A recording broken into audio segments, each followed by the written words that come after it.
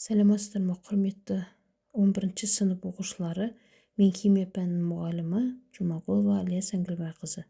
Бүгінгі біздің сабағымыздың тақырыбы екінші топ металдары және олардың қосылыстары.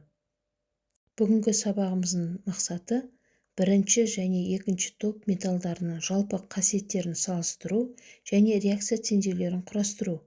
Кальций оксиді мен гидроксидінің негіздік қасиеттерін түсіндіру және қолданылуын сипаттау.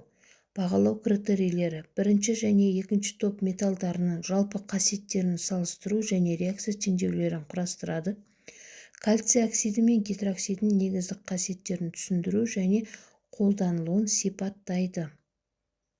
Периодтық жүйенің екінші тобында орналасқан элементтерді сілтілік жер металдар деп атаймыз. Бұлар периодтық жүйенің екінші А, яғни негізгі топшасында орналасқан элементтер. Сілтілік металдар валенттілігі электрондарының S деңгейшесінде орналасқандықтан оларды S электрондар деп атаймыз. Электронның конфигурациясы, яғни NS2. Қосылыстарындағы тотығу дәрежесі 2, валенттілігі 2. Сілтілік жер металдар бұлар ең күшті тотықсыздандырғыш болып табылады. Оксид формуласы RO, гидроксид формуласы ROH2, ал гидрид формуласы RH2. Табиғатта таралуы.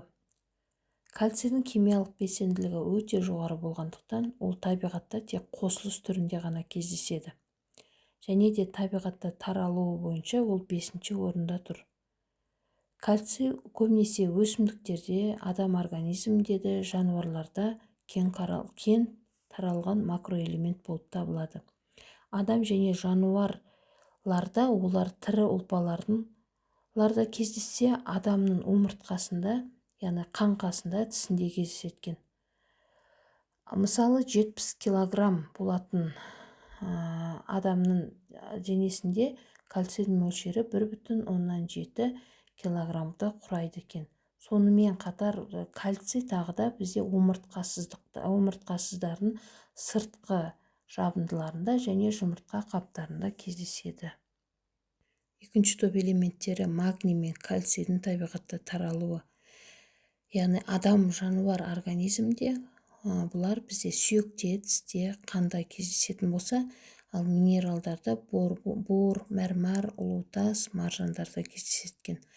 Ал гипсте, фосфориттерде, апатиттер және флюориттерде кездеседі.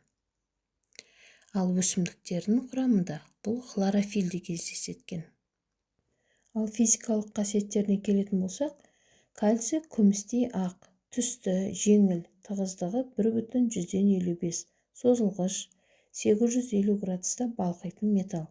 Сілтілік металдарға қарағанда қатты, ал бериллий ақшыл сұр, қатты және сынғыш болып келеді. Магнийді салыстырмалы түрде қарасақ жұмсақ, созылғыш, иілгіш болып келеді.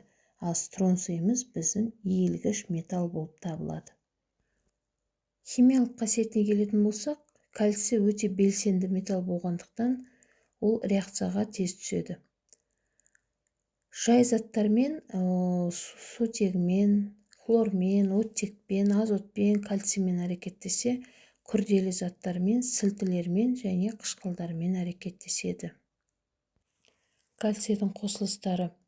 Кальций оксиді бұл ақ түсті, қиын балқитын зат. Оны біз сөндірілген ақ деп атаймыз. Кальций сілтілік жер металл болғандықтан, оның оксиді сумен оңай әрекеттесіп, гидроксид түзеді, яғни сілті түзе алады. Бұл сөндірілген әкті біз құрылыста, яғни қабырғаны әктеуде қолданылады екенбіз. Осымен бүгінгі біздің сабағымыз аяқталды. Назар қойып тыңдағандарыңызға рахмет.